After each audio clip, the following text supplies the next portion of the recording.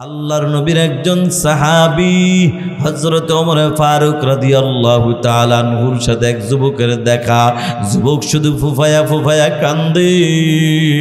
আল্লাহর নবীর সাহাবী ওমর ডাক দিয়া বলে, কিরে যুবক, তোমার চোখে কেন পানি? যুবক কাঁদে আর কয়, ভাই আমি এমন গুনাহ করেছি, আমার গুনাহ বুঝি আমার মালিক আমাকে মাফ করবে না। এবার ডাক দিয়ে, কেমন কি গুনাহ করছো? চলো না নবীর দরবারে যাই, নবীর কাছে যায় সব খুলে বলো। নবীজির কাছে যাওয়ার পরে এখন যুবকের কান্না দেখে হযরত ওমরের চোখেও পানি। নবী বলে, ওমর তোমার চোখে কেন পানি? কয়, নবী এই যুবক কি গুনাহ করেছে একটু শুনেন। নবীজি ডাক দিয়া কয়, যুবক এমন কি গুনাহ তুমি করেছ? যুবক ডাক দিয়া কয়, নবী এই মদিনার অলিতে গলিতে কি শুনেন না একজন কাপন চোরের কথা? বলে, হ্যাঁ শুনেছি। আমি শুনলাম সেই কাপন চোর, আমি এমন গুনাহ করেছি গো নবী, আমার গুনাহ মনে হয় আল্লাহ মাফ করবে না। বলে, কেমন গুনাহ করেছো তুমি? ওগো নবী, আমি যে সর্বশেষ যে ঘটনাটা ঘটলো, এই মদিনার সুন্দরী রূপসী একটা নারীকে দাপন করা হলো। তখন আমি তো কাপন চোর, আমি কাপনটা চুরি করে করে ওই কাপনের কাপড় বিক্রি করে জীবিকা অর্জন করতাম। জীবনের শেষ ঘটনা যেইটা, আমি ওই সুন্দরী মেয়ের কাপনের কাপড়টা খুলে যখন টান দিয়া নিয়ে বের হব, এমন সময় শয়তান ধোঁকা দেয়, যুবক রে এটা হলো মদিনার সবচেয়ে একটা সুন্দরী নারী, এই সুযোগটা ছাড়িস না। আমি সুন্দরী নারীর সাথে শয়তানের ধোঁকায় পরে আমি জিনায় লিপ্ত হয়ে গিয়েছি গো নবী। আমি যখন কবর থেকে উঠে আসি, আমাকে বলতেছে, যুবক তুই এমন কি কাজটা করলি? আমার মা বাবা আমাকে সুন্দর করে পাক পবিত্র বানাইয়া গোসল বানায়া দিল, তুই আমার অপবিত্র বানায়া দিলি। কিয়ামতের ময়দানে আমি আল্লাহর আদালতে কি অপবিত্র অবস্থায় দাঁড়াবো? তোর কিন্তু মাপ নাই। ওগো আল্লাহর নবী, আমার মন বলে এখনো কথাগুলো আমার কানের মধ্যে ভাসে, মনে হয় আল্লাহ বুঝি মাফ করবে না। নবীজি কথাটা শুই না কাঁদে আর কয়, যুবক এমন গুনাহ কি কোনো মানুষ করতে পারে? যা যা, তোর মাপ আমার কাছে নাই, মনে হয় আল্লাহ তোরে মাফ করবে না। ও যুবক ভাই, তোমার আমার মালিক কেমন দয়ার আল্লাহ। যুবক এইবার নবীকেও বাদ দিয়া সব আশা ছাইরা এখন যুবক মরুভূমির ময়দানে যাইয়া, জঙ্গলে যায় একা একা নীরবে যাইয়া কাঁদে আর কয়, ওরে আমার মালিক, আল্লাহ সবাই তারায়া দিল, ওমর তারায়া দিল, নবীও তারায়া দিল, এখন তুমি যদি আমারে তারায়া দাও, আমার তো যাওয়ার রাস্তা নাই। আল্লাহ পাক রব্বুল আলামিনের আল্লাহ বান্দার চোখের পানি আল্লাহর অন্তরে যায় লাইগা গেছে, আল্লাহর অন্তরে যায় একটা ধাক্কা লাইগা গেছে। আল্লাহ ডাক দিয়া কয়, এ ফেরেশতারা যা যা, তোরা সাক্ষী দেখ আমি আল্লাহ ওরে মাফ করে দিলাম। আল্লাহ পাক রব্বুল আলামিন জিবরাইল আমিনকে পাঠায় দিলেন, যাও নবীকে যা বলো। আল্লাহর নবীকে যা প্রশ্ন করলো, নবী এই তামাম দুনিয়ার মানুষকে আপনি সৃষ্টি করছেন না কে করছে? কয়, নিঃসন্দেহে আল্লাহ। বলে, বান্দা যদি কোনো অন্যায় করে মাফ কি আপনি করেন না আল্লাহ করে? কয়, আল্লাহ। তাইলে যদি আল্লাহ মাফ করে, আপনি যেই বান্দারে ফিরাইয়া দিয়েছেন ওই বান্দারে আমার আল্লাহ মাফ কইরা প্রিয় বান্দার খাতা না। মানুষ তোমরা 4টা গুণ অর্জন করো। 1 নম্বর গুণ হলো প্রতিদিন ঘুম থেকে উঠে তুমি প্রতিজ্ঞা করো। প্রতিজ্ঞা কি প্রতিজ্ঞা করবা? আমি এখন ঘুম থেকে উঠলাম আর ঘুম যাওয়ার আগ পর্যন্ত, রাতে ঘুমানোর আগ পর্যন্ত একটা গুনাহ করব না, একটা নেক আমলও ছাড়ব না, আর আমার মালিক আল্লাহর হক নষ্ট করব না, বান্দার হকও আমি নষ্ট করব না। এই 4টা প্রতিজ্ঞা করো। এরপরে 2 নম্বর হলো মুরাকাবা করো। মুরাকাবা কাকে বলা হয়? এরপরে তুমি যখন কাজের মধ্যে চলে যাবা, সকালবেলা প্রতিজ্ঞা করবা, প্রতিজ্ঞা করার পাশাপাশি আল্লাহর কাছে তৌফিক কামনা করবা, দোয়া করবা। কারণ আল্লাহর কাছে যদি তৌফিক দোয়া না করো, আমার মালিকের তৌফিক ছাড়া বান্দা কোনো কিছু করতে পারে না, ঠিক কি না? বান্দার কাজ হলো নিয়ত করা, তবে নিয়ত শুধু নিয়ত হলে হবে না, সহি নিয়ত করা লাগবে। কি নিয়ত? সহি নিয়ত করা লাগবে, আর মালিক আল্লাহর কাছে দোয়া করা লাগবে। দোয়া করো, তৌফিক কামনা করো, চেষ্টা চালায় যাও। কারণ আল্লাহ তাআলা আয়াতের মধ্যে বলেন, ওয়াল্লাযীনা জাহাদু ফীনা লানাহদিয়ান্নাহুম সুবুলানা ওয়া ইন্নাল্লাহা লামাআল মুহসিনিন।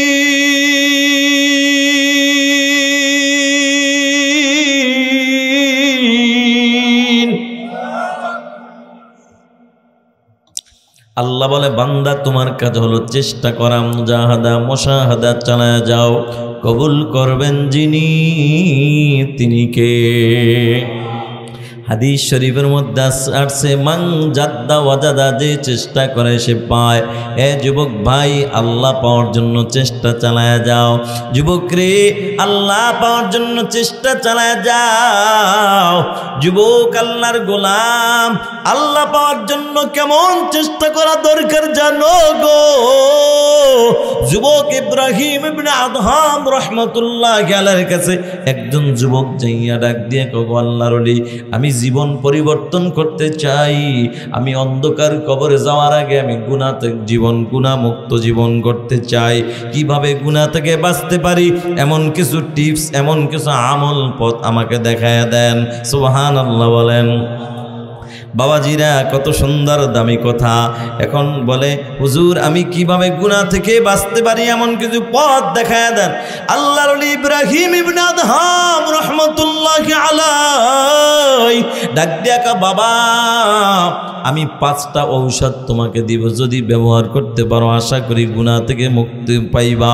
1 নম্বর হলো, বাবা তোমার গুনাহ করবার যদি মন চায় তাহলে তুমি আল্লাহর দেওয়া রিজিক খাওয়া বন্ধ করে দিবা। তোমার নফস যখন গুনাহ করবার মন চাইবে তখন তুমি কি করবা? আল্লাহর দেওয়া রিজিক খাওয়া বন্ধ কইরা দিবা। যুবক কাঁদে আর কয়, ওগো আল্লাহর ওলি, আল্লাহর দেওয়া রিজিক খাওয়া বন্ধ করে দিলে আমি কার রিজিক খাবো? রিজিকের মালিক যিনি, তিনি কে? রিজিক তো দিয়েছেন আমার আল্লাহ। আল্লাহর দেওয়া রিজিক বন্ধ করে দিয়ে আমি কি করব? সম্ভব না। আল্লাহর ওলি ডাক দেখা, বাবা আল্লাহর দেওয়া রিজিক খাইয়া আবার আল্লাহর সাথে নাফরমানি করবা, এটাও তো সম্ভব হবে না। এবার ডাক দিয়া কও, বাবা শুনে নাও, আল্লাহর দেওয়া রিজিক খাওয়ার পরেও যদি আল্লাহর সাথে আবারও নাফরমানি করতে মন চায় তাহলে তুমি এমন একটা জায়গায় যায় গুনাহ করবা যেটা আল্লাহর জমিন নাই।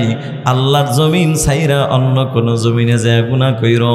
যুবক এবার কাদের কও, গো আল্লাহর ওলি, মানুষ তো 1 দিন 2 দিন 3 দিন ইচ্ছা করলে না খায়া থাকতে পারে। হুজুর কখনো বিপদে পড়লে 4 দিন 5 দিনও না খায়া থাকতে পারে, কিন্তু আল্লাহর জমিন ছাইরা 1টা সেকেন্ড থাকার মতো পৃথিবীর কোনো মানুষের ক্ষমতা নাই। আছে বাবাজিরা আমার? নাই নাই। সন্তান বাবার সাথে অপরাধ করেছে, বাবার কথা মানে নাই।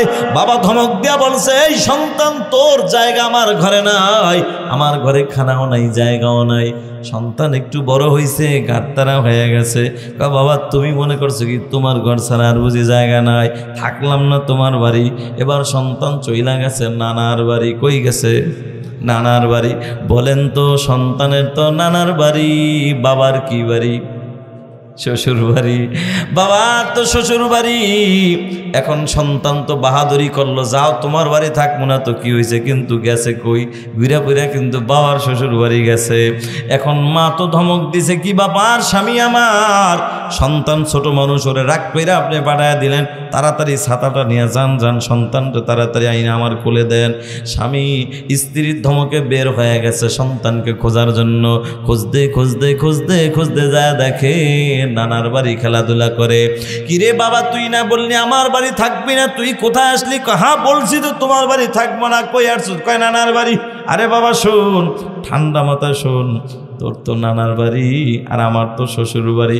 আমি যদি তোর বাপ বিয়া না করতাম তুই তো নানার বাড়ি পাইতি না।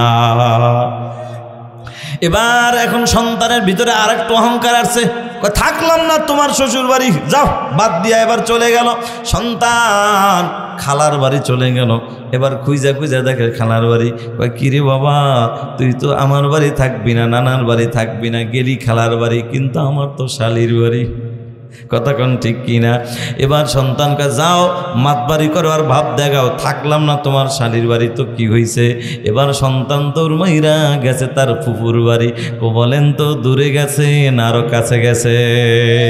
এবার বাবা ডাক দিয়ে কিরে বাপ, আমার বাড়ি থাকবি না, নানার বাড়ি থাকবি না, খালার বাড়ি থাকবি না, তাই তুই কই আইলি? এটা তো তোর ফুফুর বাড়ি, মানে আমার আপন বোনের বাড়ি।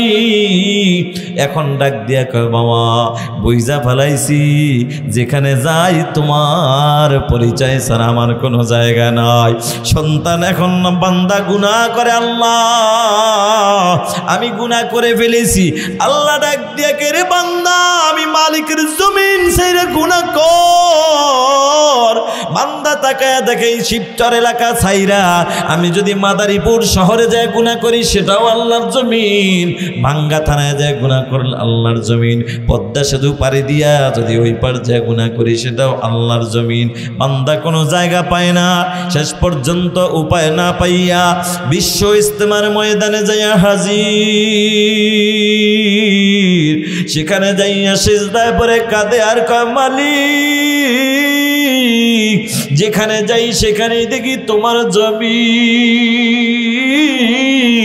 তোমার জমিন ছাড়া তো আর কোনো জমিন নাই। আল্লাহ বুঝা ফেলাইছি তুমি ছাড়া আমার আর কোনো মালিকও নাই। আল্লাহ এখন গুনাহ তো করেই ফেলেছি রে মালিক, এখন তুমি কি করবা? তোমার বান্দারে কি মাফ করবা না করবা না? আমার আর তো কোনো রাস্তা নাই। আল্লাহ ডাক দিয়া কা বান্দারে, ইয়া ইবাদিয়াল্লাযীনা আসরাফু আলা আনফুসিহিম লা তাকুনাতু মির রাহমাতিল্লাহ,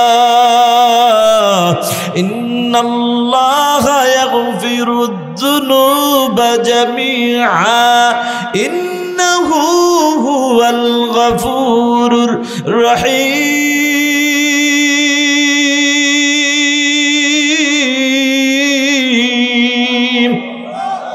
আল্লাহ বলে বান্দা নিজের নফসের উপর জুলুম করেছো, অন্যায় করেছো, অপরাধ করেছো, যায় বান্দা আয়, আমি আল্লাহর রহমত থেকে নৈরাশ হইস না।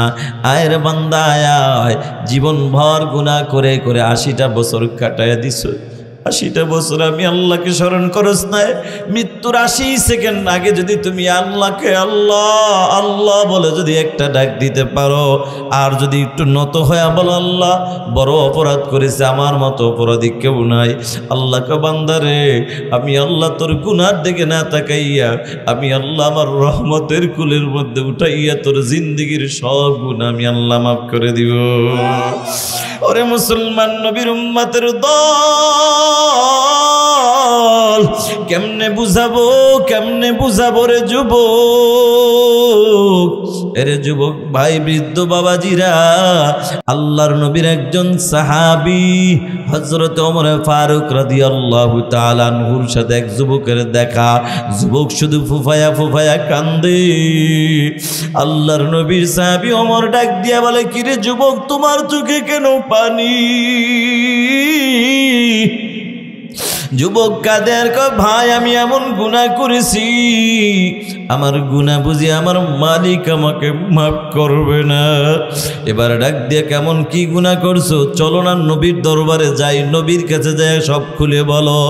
নবীজির কাছে যাওয়ার পরে এখন যুবকের কান্না দেখে হযরত ওমরের চোখেও পানি। নবী বলে, ওমর তোমার চোখে কেন পানি? কয় নবী এই যুবক কি গুনাহ করেছে একটু শুনেন। নবীজি ডাক দিয়া কয়, যুবক এমন কি গুনাহ তুমি করেছ? যুবক ডাক দিয়া কয়, নবী এই মদিনার অলিতে গলিতে কি শুনেন না একজন কাপন চোরের কথা? বলে, হ্যাঁ শুনেছি। আমি শুনলাম সেই কাপন চোর, আমি এমন গুনাহ করেছি গো নবী, আমার গুনাহ মনে হয় আল্লাহ মাফ করবে না। বলে, কেমন গুনাহ করেছো তুমি?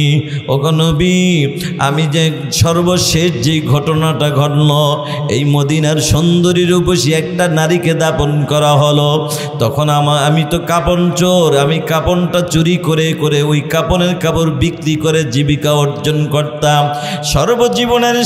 জীবনের শেষ ঘটনা যেইটা, আমি ওই সুন্দরী মেয়ের কাপড়ের কাপড়টা খুলে যখন টান দিয়া নিয়ে বের হব, এমন সময় শয়তান ধোঁকা দেয়, যুবক রে এটা হলো মদিনার সবচেয়ে একটা সুন্দরী নারী, এই সুযোগটা ছাড়িস না। আমি সুন্দরী নারীর সাথে শয়তানের ধোঁকায় পরে আমি জিনায় লিপ্ত হয়ে গিয়েছি গো নবী। আমি যখন কবর থেকে উঠে আসি আমাকে বলতেছে, যুবক তুই এমন কি কাজটা করলি? আমার মা বাবা আমাকে সুন্দর করে পাক পবিত্র বানাইয়া গোসল বানায়া দিল, তুই আমার অপবিত্র বানায়া দিলি। কিয়ামতের ময়দানে আমি আল্লাহর আদালতে কি অপবিত্র অবস্থায় দাঁড়াবো? তোর কিন্তু মাপ নাই। ওগো আল্লাহর নবী, আমার মন বলে এখনো কথাগুলো আমার কানের মধ্যে বাসে, মনে হয় আল্লাহ বুঝি মাফ করবে না। নবীজি কথাটা শুই না কাঁদে আর কয়, যুবক এমন গুনাহ কি কোনো মানুষ করতে পারে? যা যা তোর মাপ আমার কাছে নাই, মনে হয় আল্লাহ তোরে মাফ করবে না। ও যুবক ভাই, তোমার আমার মালিক কেমন দয়ার আল্লাহ। যুবক এইবার নবীকেও বাদ দিয়া সব আশা ছাইরা এখন যুবক মরুভূমির ময়দানে যাইয়া, জঙ্গলে যায় একা একা নীরবে যাইয়া কাঁদে আর কয়, ওরে আমার মালিক, আল্লাহ সবাই তারায়া দিল, ওমর তারায়া দিল, নবীও তারায়া দিল, এখন তুমি যদি আমারে তারায়া দাও আমার তো যাওয়ার রাস্তা নাই। আল্লাহ পাক রব্বুল আলামিনের আল্লাহ বান্দার চোখের পানি আল্লাহর অন্তরে যায় লাইগা গেছে, আল্লাহর অন্তরে যায় একটা ধাক্কা লাইগা গেছে। আল্লাহ ডাক দিয়া কয়, এ ফেরেশতারা যা যা, তোরা সাক্ষী দেখ আমি আল্লাহ ওরে মাফ করে দিলাম। আল্লাহ পাক রব্বুল আলামিন জিবরাইল আমিনকে পাঠায় দিলেন, যাও নবীকে যা বলো। আল্লাহর নবীকে যা প্রশ্ন করলো, নবী এই তামাম দুনিয়ার মানুষকে আপনি সৃষ্টি করছেন না কে করছে? কয় নিঃসন্দেহে আল্লাহ। বলে বান্দা যদি কোনো অন্যায় করে মাফ কি আপনি করেন না আল্লাহ করে? কয় আল্লাহ। তাইলে যদি আল্লাহ মাফ করে, আপনি যেই বান্দারে ফিরাইয়া দিয়েছেন ওই বান্দারে আমার আল্লাহ মাফ কইরা প্রিয় বান্দার খাতা নাম উঠাইয়া দিছে। ও যুবক ভাই, বৃদ্ধ বাবাজিরা, ও পর্দার আড়ালের মা, ভালো করে শুনেন, গুনাহমুক্ত জীবন গড়ার জন্য বন্ধু রাস্তা কয়টা দেখো। ইব্রাহিম ইবনে আদহাম ডাক দিয়া কয়, বাবা গুনাহ করবা তো একটা কাজ করো, আল্লাহর দেওয়া রিজিক খাও বন্ধ করে দাও। এবার ডাক দিয়া কয়, হুজুর এটা তো সম্ভব না। বলে তারপরও যদি গুনাহ করবার মন চায় তাহলে তুমি এক কাজ করবা, আল্লাহর জমিন ছাইরা অন্য কোথাও যে গুনাহ কইরো। কয় হুজুর এটা তো আরো আগেই সম্ভব না। বলে তাহলে একটা কাজ কইরো, আল্লাহর দেওয়া রিজিক খাইয়া আল্লাহর জমিনে থাইকাও যদি গুনাহ করবার মন চায় তাহলে আল্লাহ যেখানে করলে দেখবে না সেখানে যে গুনাহ কইরো, আল্লাহ যেন তোমারকে না দেখে। যুবক হুজুর এটা তো আরো আগেই সম্ভব না, কারণ যেদিকে তাকায় আমার মালিক তো আমাকে দেখে। কথা কন ঠিক না বেঠিক? এ মুসলমান নবীর উম্মতের দল, আল্লাহ পাক তো সব দেখতেছেন। আন তা'বুদাল্লাহা কান্নাকা তারাহু ফাইন লাম তাকুন তারাহু ফাইন্নাহু ইয়ারাক। বান্দা তুমি এমনভাবে ইবাদত করো যেন তুমি আল্লাহকে দেখতেছো। এতটুকু খেয়াল যদি না করতে পারো, অন্তত এতটুকু খেয়াল রাখো, আল্লাহকে না দেখলো আল্লাহ আমাকে দেখতেছে। কথা ঠিক না বেঠিক? ও যুবক ভাই, বৃদ্ধ বাবাজিরা, ইব্রাহিম ইবনে আদহাম ডাক দিয়া কয়, বাবা তাইলে একটা কাজ কইরো, রিজিক খায়াও গুনাহ করলা, আল্লাহর জমিনে তাইকাও গুনাহ করলা, আল্লাহর চোখের সামনেও গুনাহ করলা, এখন আর কি করবা?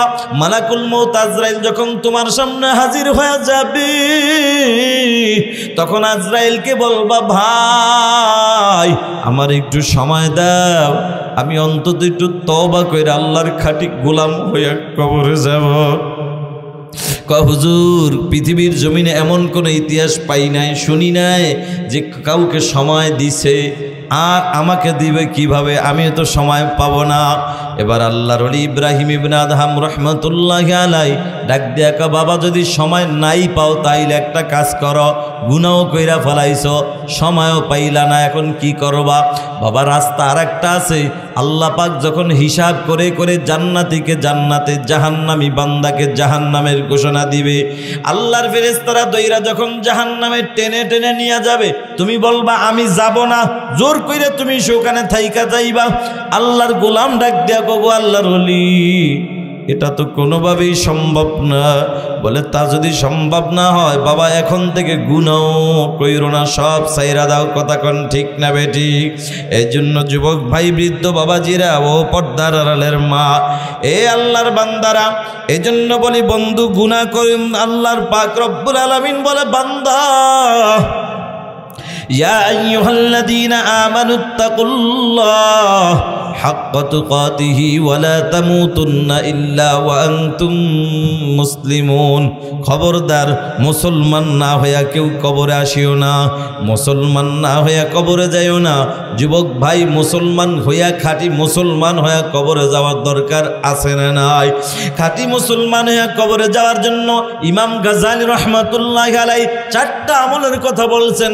1 নম্বর আমল হলো প্রতিদিন প্রতিজ্ঞা করা যে আজকে আমি এখন থেকে ঘুম যাওয়ার আগ পর্যন্ত, আমি ঘুমানোর আগ পর্যন্ত একটা গুনাহও করব না, একটা নেক আমলও ছাড়ব না, বান্দার হক নষ্ট করব না, আল্লাহর হক নষ্ট করব না। এটা হলো প্রতিজ্ঞা করা। এখন যখন আমি কাজে যাব, সরকারি কর্মজীবী সরকারি কাজে যান, বলে আপনি কৃষক কৃষি কাজে যান, ব্যবসায়িকওয়ালা ভাই ব্যবসায়ী কাজে যান, যে যেই কাজে যাবেন, এবার কাজে যাওয়ার আগে আপনি একটু কাজে হাত দেওয়ার আগে একটু মোরাকাবা করেন। মোরাকাবা, সকালবেলা যে আমি প্রতিজ্ঞা করলাম আমি গুনাহ করব না, নেক আমল ছাড়ব না, আল্লাহর হক নষ্ট করব না, বান্দার হক নষ্ট করব না, মাপে কম দিব না, ভেজালের কোনো কাজ করবই না, অন্যের জমিনের আইল ঠেলবো না। আমার দ্বারা কি তাহলে সকালের প্রতিজ্ঞাগুলো ঠিক আছে কিনা? কাজে হাত দেওয়ার আগে প্রতিটা মানুষ যদি একটু চিন্তা করে, আমি যেটা চিন্তা করলাম, নিয়ত করলাম, প্রতিজ্ঞা করলাম, আসলেই কি আমি সঠিক আছে কিনা, সঠিক না বেঠিক, এটার নাম হলো মুরাকাবা। এবার আসেন, সারা দিন পার হয়ে গেল, রাতের বেলা ঘুমানোর আগে আপনি মুহাসাবা করেন, আপনি একটু হিসাব করেন, আমি সকালবেলা ওয়াদা করেছি গুনাহ করব না, নেক আমল ছাড়ব না, আমি কয়টা গুনাহ করলাম আজকে সারা দিন, আর কয়টা নেক আমল ছাড়লাম। যদি দেখি শয়তানের ধোঁকায় পড়ে আমি গুনাহ করেই ফেলেছি, এবার 4 নম্বর আমল হলো আপনি অন্তরটাকে, নফসটাকে আপনি শাস্তির ব্যবস্থা করেন। নফসকে বলেন, এরে নফস, সকালবেলা না প্রতিজ্ঞা করলি গুনাহ করবি না, নেক আমল ছাড়বি না, তাহলে গুনাহগুলি কেন করলি? তাহলে তোর জন্য শাস্তি হলো প্রতিদিন আজকে রাত্রটা কমপক্ষে 20 রাকাত তুই নফল নামাজ পড়বি, 20 পারা কোরআন তেলাওয়াত করবি, 100 বার 200 বার আল্লাহর নামের জিকির, অথবা সারাটা রাত নফল ইবাদত করে কাটায় দিবি। এটাই হলো তোর শাস্তি। বান্দা যদি এরকম শাস্তিগুলা দেয় আর নিজের হিসাব নিজে করে, হাসরের ময়দানের হিসাবের আগে দুনিয়া যদি বান্দা নিজের হিসাব নিজে করে, ওই বান্দা তো আল্লাহর ওলি হয়ে কবরে যাবে। কথা কোন ঠিক কি না? এজন্য যুবক ভাইয়েরা, বৃদ্ধ বাবাজিরা, এখন আল্লাহওয়ালা হয়ে কবরে যাওয়ার জন্য, খাঁটি মুসলমান হয়ে কবরে যাওয়ার জন্য আমাদের রাস্তা আরও একটা আছে বাবা, সেটা হলো বন্ধু, ওয়া আম্মা মান খাফা মাকামা রাব্বি, আমি রবের সামনে দাঁড়ানোর ভয় নিয়া, ওয়া নাহান নাফসা আনিল হাওয়া, নিজের নফসটাকে যে পবিত্র রাখবা, মানে গুনাহ মুক্ত রাখবা, তার জন্য ফা ইন্নাল জান্নাতা হিয়াল মাওয়া, নিশ্চয়ই তার ঠিকানা জান্নাত। এখন আত্মাটাকে পবিত্র বানানোর জন্য 2টা মেডিসিন লাগবে। কয়টা মেডিসিন বাবা? এই 2টা মেডিসিন। 1 নম্বর মেডিসিনের নাম হইল তাকওয়া। এই তাকওয়া নামক মেডিসিনের এত পাওয়ার, এত পাওয়ার, এই তাকওয়া নামক মেডিসিন যদি কারো অন্তরে ঢুকে যায়, ওই বান্দার দ্বারা কোনোদিন গুনাহের কাজ করা সম্ভব হবে না। এখন তাকওয়া অর্জন করার জন্য কোথায় যাওয়া লাগবে রে যুবক? আল্লাহ তাআলা সেটাও জানায়া দেয়। আল্লাহ বলে, ইয়া আইয়ুহাল্লাযীনা আমানু ইত্তাকুল্লাহ ওয়া কুনু মা'আস সাদিকিন।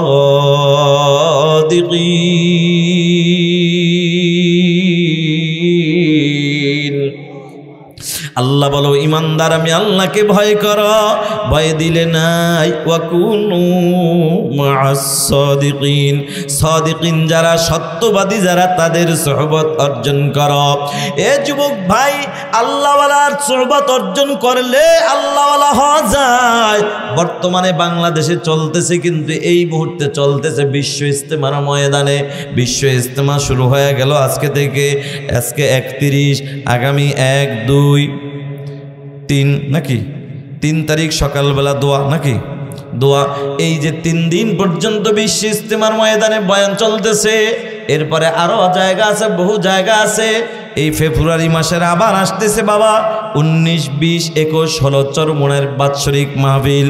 এই চরমোনার বাৎসরিক মাহফিলে যাইয়া নিজের আত্মাটাকে পরিবর্তন বানানোর বহুত রাস্তা আছে। এরপরে সারসিনার জমিনে আল্লাহওয়ালারা বয়ান করে।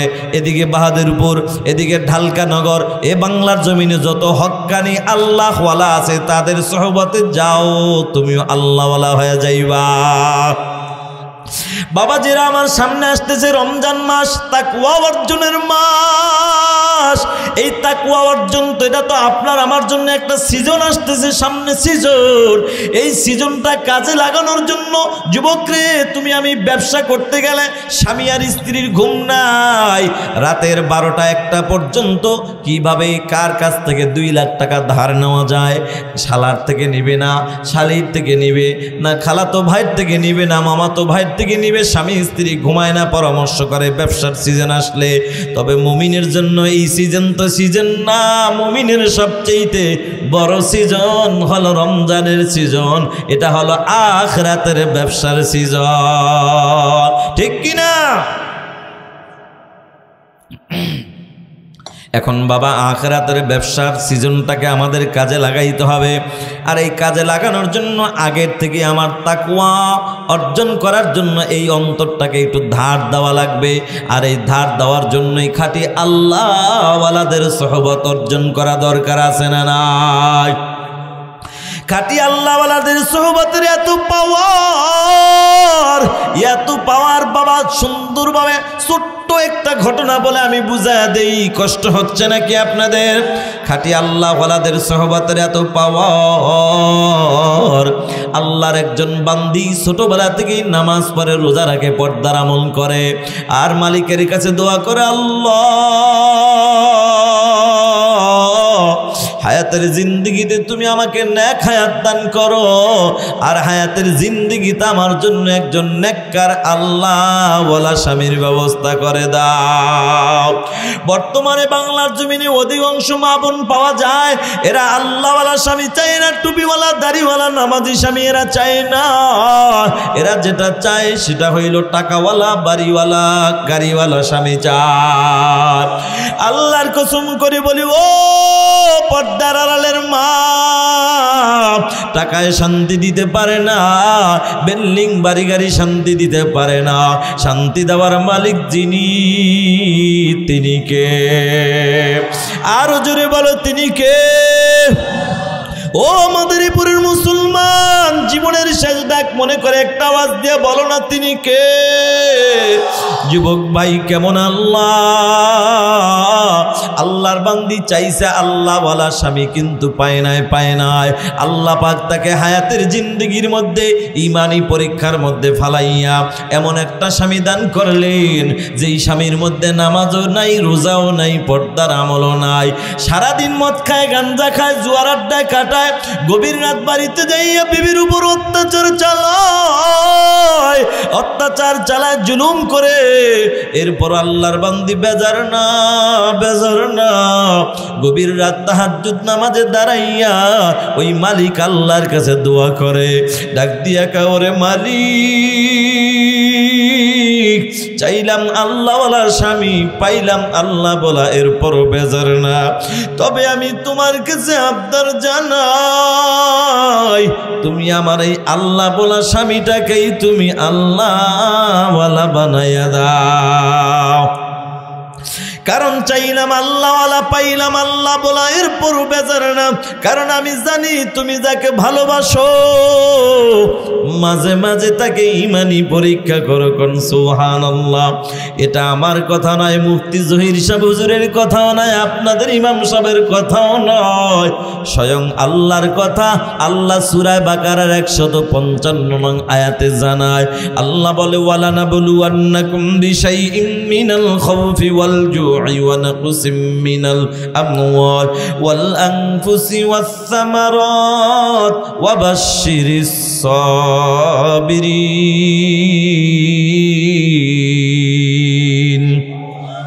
আল্লাহ বলে ইমানদার মুসিবতের মধ্যে পড়ছো, ইমানদার যারা ইমানদার দাবি করবো অবশ্যই আমি আল্লাহ তাদেরকে পরীক্ষা করব।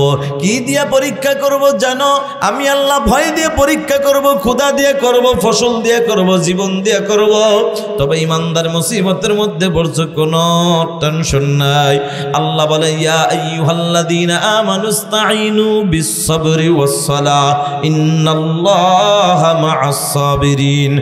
আল্লাহ বলে ইমানদার মুসিবতের মধ্যে পড়ছো, কোনো টেনশন নাই, দুইটা আমল নিয়ে সামনে আগাও। একটা হলো ধৈর্য আর একটা হইল নামাজ। সুবহানাল্লাহ। আল্লাহর বান্দি চাইছে আল্লাহওয়ালা, পাইছে আল্লাহ বলা। এ বাবা এদিকে তাকান, আল্লাহর বান্দি চাইছে কি? আল্লাহওয়ালা। কি চাইছে? পাইছে কি? আল্লাহ ভোলা। চাইছে কি? পাইছে কি? আল্লাহ ভোলা। এরপরও বেজার না, চোখের পানি ফালাইয়া কান্দের মালিক চাইলাম আল্লাহওয়ালা, পাইলাম আল্লাহ বলা, এরপরও বেজার না। তবে তোমার কাছে আবদার জানাই, আমার এই আল্লাহ বলা স্বামীটাকেই তুমি আল্লাহওয়ালা বানাইয়া দাও। আল্লাহর দরবারে কবুল হয়ে গেছে। হঠাৎ করে মহল্লায় আল্লাহর ঘরে মসজিদ আল্লাহর কিছু মেহমান আসছে দ্বীনের দাওয়াত নিয়া, যাদেরকে বলা হয় তাবলিগ জামাত। চিনেননি? ভালো না খারাপ? কেমন ভালো, কেমন ভালো যুবক। এইবার আল্লাহর ওলি আমি সব দাওয়াতের কাজ নিয়ে আসরের পরে বের হয়। সর্বপ্রথম যার সাথে দেখা হয় এই যুবকটাই ছিল সর্বপ্রথমের। এই যুবকই হলো ওই নাহিদার স্বামী মৎকর ফরিদুদ্দিন। আল্লাহর গোলাম ডাক দিয়ে কয়, যুবক কি তোমার নাম? আমির সাহেব সালাম দিয়া কয়, বাবা কি নাম? কয়, হুজুর আমার নাম হলো ফরিদুদ্দিন। এরে ফরিদুদ্দিন, তোমাদের মহল্লায় আল্লাহর ঘর মসজিদ আল্লাহর কিছু মেহমান আসছে দ্বীনের দাওয়াত নিয়া, যদি যাইতা বড় খুশি হইতাম, সাথে সাথে মালিক আল্লাহ খুশি হয়ে যাইত। সুবহানাল্লাহ। যুবক এইবার সবচেয়ে মজার ব্যাপার, মাগরিবের নামাজ জামাতের সাথে আদায় করলো। নামাজের পরে কোরআনের বয়ান, হাদিসের বয়ান চলতেছে চলতেছে, হঠাৎ করে ইশারের আজান। আজানের পর আমি সব দাঁড়াইয়া ডাক দিয়া কও, নবীর উম্মত কে আছো আজকে আমাদের সাথে আল্লাহ রাস্তায় বের হওয়ার জন্য রাজি আছো? দাঁড়াও। কথাটা বলতে দেরি, যুবক মৎকর সবার আগে দাঁড়াইতে দেরি নাই। আল্লাহর লিখা, বাবা তুমি যাইবা? বলে হ্যাঁ হ্যাঁ। তবে হুজুর আমি একটা দোকানের মালিকের চাকরি করি, আমার মালিককে তো লম্বা ছুটি দিবি না।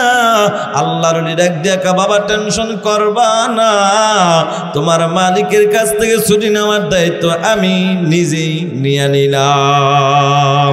সকালবেলা দোকানওয়ালার কাছে হাজির, ডাক দিয়া কাও, দোকানওয়ালা ভাই তোমার দোকানের কর্মচারী ফরিদুদ্দিন নামে কেউ আছে? বলে হ্যাঁ হ্যাঁ আছে।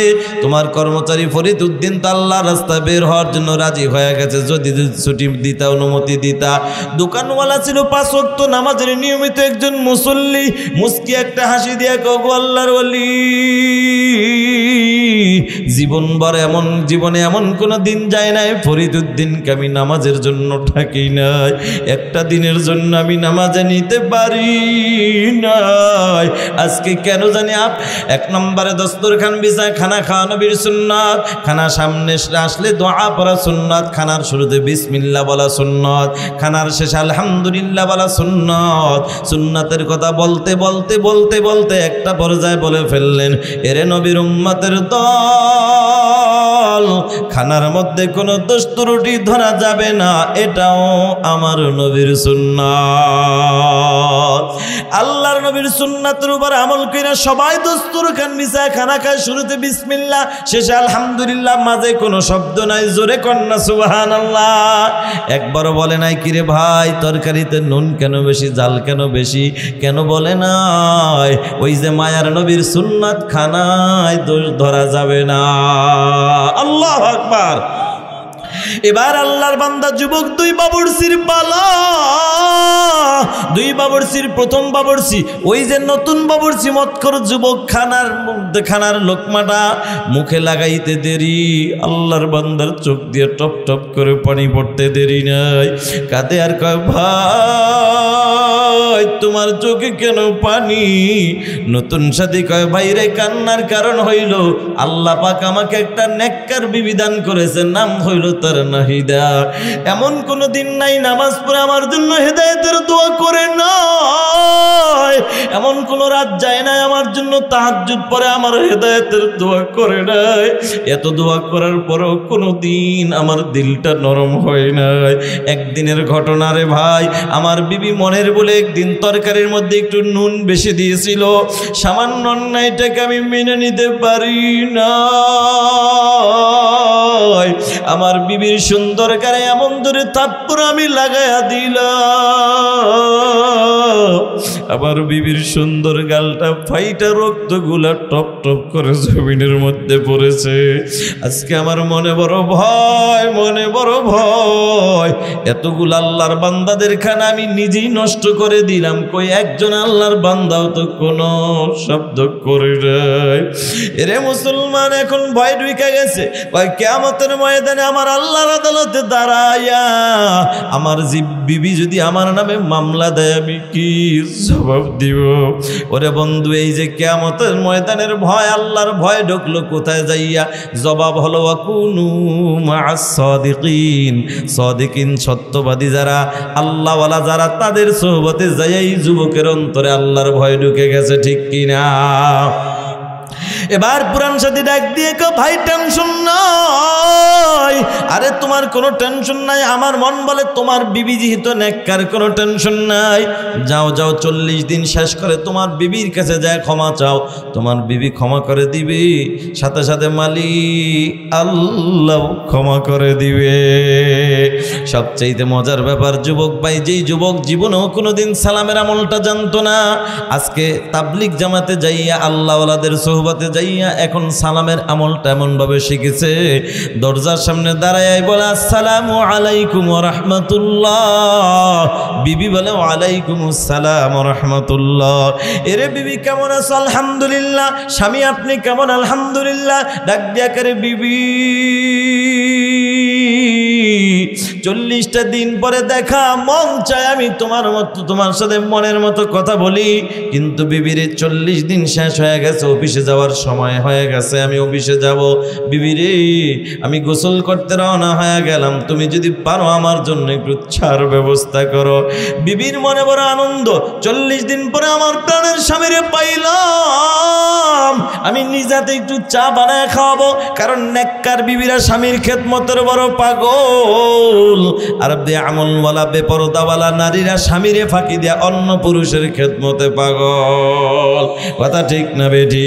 বাবাজিরা আমার, নেককার বিবিরা স্বামীর খেদমতের কেমন পাগল, লম্বা ঘটনা, ওদিকে যাব না। এবার আল্লাহর বান্দি চা বানাইতে গেল, মনের আনন্দ নিয়ে চার মধ্যে চা বানাবে, কিন্তু আল্লাহর খেলা বোঝা যায় না, চিনি না দিয়া চার মধ্যে নুনের বয়ম থেকে নুন ঢেলে দিয়েছে। খেলাটা কার? আল্লাহ বুঝাইতে চাও রে শিবচরের মুসলমান, তোমরা যারা তাবলিগ দেখতে পারো না, চরমনাই দেখতে পারো না, উজানি দেখতে পারো না, আল্লাহওয়ালা দেখতে পারো না, মনে কইরো না এখানে যাইয়া মানুষ খারাপ হয় না, না না না, বরঞ্চ এই আল্লাহওয়ালা মানুষদের কাছে যাইয়া আল্লাহ বলা মানুষগুলা আল্লাহওয়ালা হয়ে যায়। এর সবচেয়ে বড় প্রমাণ হলো যুবক গোসল করে আসছে, আল্লাহর বান্দি চাটা ঢেলে দেয়। যুবক শুরুতে বিসমিল্লাহ, শেষে আলহামদুলিল্লাহ, মাঝে কোনো শব্দ নাই, কোন সুবহানাল্লাহ একবারও বলে নাই কিরে বিবি চার মধ্যে চিনি না দিয়ে নুন কেন দিলা? কেন বলে নাই ওই যে মায়ার নবীর সুন্নত, খানায় দোষ ধরা যাবে না। আল্লাহর বান্দা যুবক শুরুতে বিসমিল্লাহ, শেষে আলহামদুলিল্লাহ বলে সোজা অফিসে চলে গেল। আল্লাহর বান্দি মনে মনে চিন্তা করে, হায় হায় অবশিষ্ট চা ফালায় লাভ হবে না, চাটা আমি নিজেই খায়া ফালাই। আল্লাহর বান্দি চাটা মুখে লাগাইতে দেরি, আল্লাহর বান্দির চোখ দিয়ে এখন টপ টপ করে পানি। কান্দে আর কয়, মালিক মনে হয় আমার স্বামীর তুমি হেদায়েত দিছো কিনা আমি জানি না। আমার স্বামীর সময় না থাকার কারণে বুঝি আজকে আমাকে মারে নাই, কারণ আগের মায়ের ব্যথা আজও বলতে পারে নাই। এবার ডাক দিয়ে কয়, মালিক মনে হয় আমার স্বামীটা অফিস থেকে আইসা বুঝি আমাকে মারবে, কিন্তু আপনারা কি বলেন আসলেই কি মারবে? হেদায়েতের মালিক যিনি তিনি কে? এবার যুবক তো এবার অফিস থেকে বিকাল বেলা বাড়িতে হাজির। বাড়িতে আইসা ডাক দিয়া বলে, মারবে তো দূরের কথা, কিন্তু সকালের মতো সালাম দিয়া কয়, বিবি কেমন আছো বলো। ডাক দিয়া কয়, বিবি রে সকালবেলা ওয়াদা করেছি বিকাল বেলা মনের মতো কথা বলবো, তবে সব কথার প্রথম কথা হইল বিবি পারবানি তুমি আমার একটু ক্ষমা কইরা দিতে। বিবি কান্দে আর কয়, স্বামী তুমি আমার কাছে ক্ষমা কেন চাও রে স্বামী? আরে ক্ষমা তো আমি চাওয়ার জন্য সকাল থেকে অপেক্ষায় আছি। বলে, বিবি তুমি আবার কেন ক্ষমা চাইবা? কি অন্যায় করেছো, কি অপরাধ করেছো বলো। ডাক দিয়ে কয়, রে স্বামী 40টা দিন পরে আইসা একটু সামান্য চা খাওয়ার আবেদন জানাইলেন, চিনি না দিয়ে নুন ঢেলে দিয়েছি, বড় অন্যায় করেছি, ক্ষমা করে দেন। ও স্বামী নুন ঢেলে দিয়েছি, ক্ষমা করে দেন। নুন শব্দটা শুই না এখন স্বামীর চোখের পানি আর ধরে রাখতে পারে না, কাঁদে আর কয়, বিবি আরে তুমি তো আমি একার খানা নষ্ট করেছো। তুমি কি জানো রে বিবি, তোমার এই স্বামী কতগুলো আল্লাহর বান্দার খানা নষ্ট করেছে। ওরে মুসলমান যুবক ভাই, বৃদ্ধ বাবাজিরা, ও আল্লাহর বান্দারা, কিভাবে বুঝাবো তোমাদেরকে জানি না। সামনে রমজান মাস আসতেছে, তাকওয়া অর্জনের মাস। এই তাকওয়া অর্জনের জন্য বিশ্ব ইজতেমার ময়দানে চলে যাও বন্ধু, তোর মনের ময়দানে যাও, খাঁটি আল্লাহওয়ালাদের সোহবতে যাও, দেখবা তোমাদের অন্তরে ভয় ঢুকে যাবে। সে কারণ কি জানো মুসলমান? ভয় যদি না ঢুকাও চোখের পানি আসবে না। আর তোমার আমার চোখের পানির এত দাম, এত দাম, এত দাম। কিয়ামতের ময়দানে বাবা 2 মিনিটে শেষ করে দিচ্ছি, কিয়ামতের ময়দান যেদিন কায়েম হয়ে যাবে, আল্লাহ পাক ডাক দিয়া বলবে, ও জাহান্নামের ফেরেশতারা, তাড়াতাড়ি জাহান্নামটাকে ধইরা আমার ওই নাফরমান বান্দাদেরকে একটু দেখাইয়া দে। এরা কি কামাই করে নিয়ে আসছে, একটু দেখাইয়া দে। এর যুবক ভাই, তোমার আমার চোখের পানির কত দাম বুঝাবার জন্য বলি, আল্লাহর অর্ডার পাইয়া ফেরেশতারা জাহান্নামটাকে ধইরা শক্ত কইরা সামনে নিয়ে আসবে। কোটি কোটি ফেরেশতারা ধরবে। আল্লাহ ডাক দিয়া বলবে, ও ফেরেশতারা সাবধান, আমার এই জাহান্নাম বড় ক্ষুধার্ত।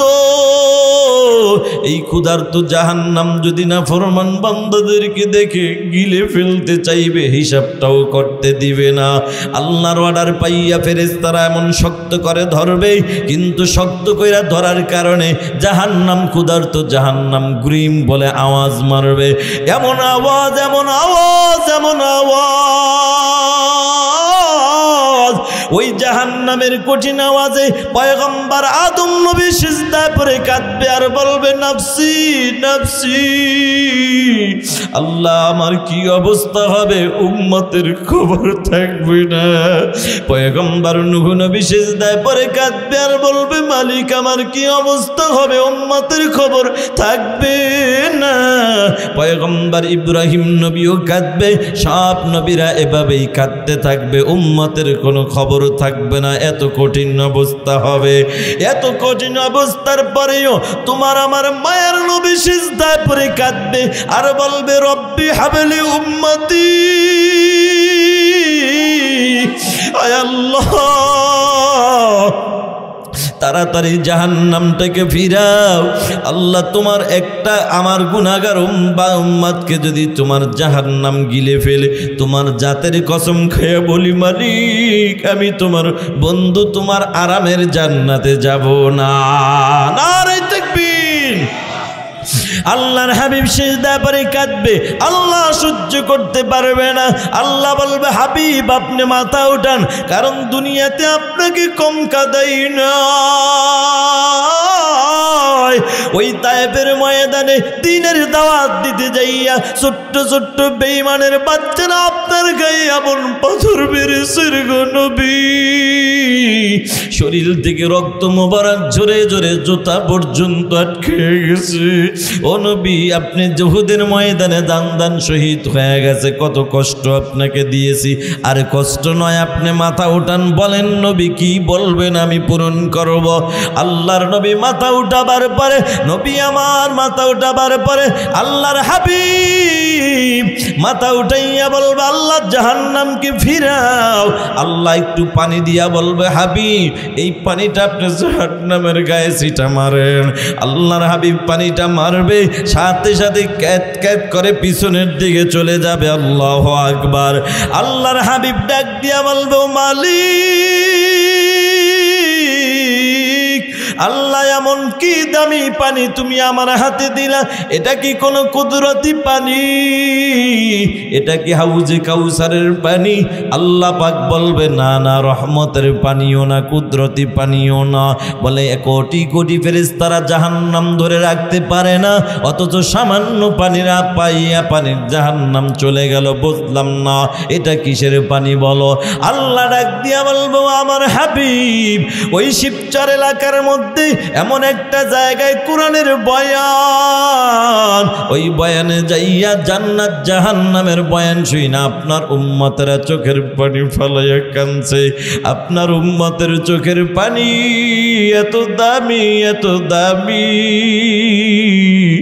আপনার উম্মতের চোখের পানি আমি আল্লাহ সহ্য করতে পারি না। আপনার গুনাহগার উম্মতের চোখের পানিগুলো আমি আল্লাহ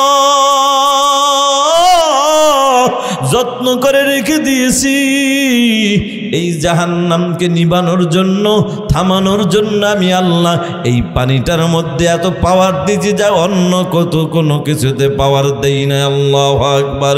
যুবক মায়েরা, বৃদ্ধ বাবাজিরা, আল্লাহ বলে ইয়া আইয়ুহাল্লাযীনা আমানুত্তাকুল্লাহ, ও ঈমানদাররা আপনি আল্লাহকে ভয় করো, হাক্কা তুকাতিহি, ভয় করার মতো ভয় করো, ওয়ালা তামুতুন্না ইল্লা ওয়া আনতুম মুসলিমুন, খবরদার মুসলমান না হইয়া মৃত্যুবরণ করিও না, কবরে আসিও না।